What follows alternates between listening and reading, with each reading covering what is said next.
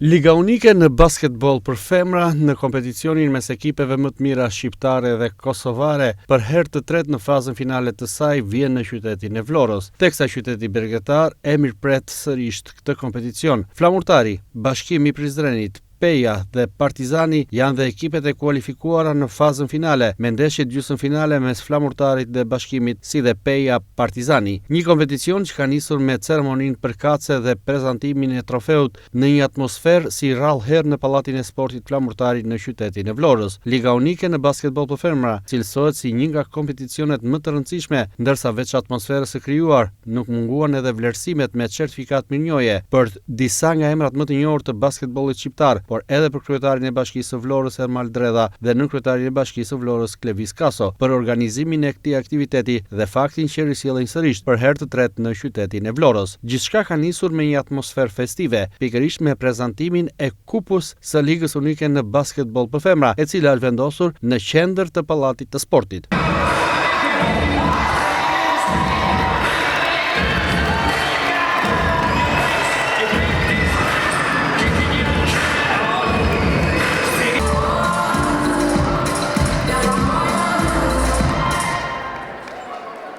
Numri 22, nga St. Andrew, i Jamaica, zëvëllë of 35,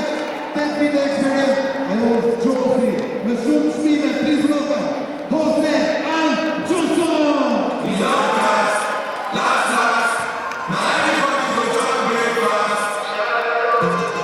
Ceremonia ka vjuar më pas edhe me prezantimin e ekipeve pjesëmarrëse, ndërsa më pas ka vjuar edhe me certifikatat mirënjohëse për kryetarin e Bashkisë së Vlorës Ermal Dredha, nënkryetarin e Bashkisë për Sportet Klevis Kaso, si dhe disa nga emrat më të njohur të basketbollit shqiptar.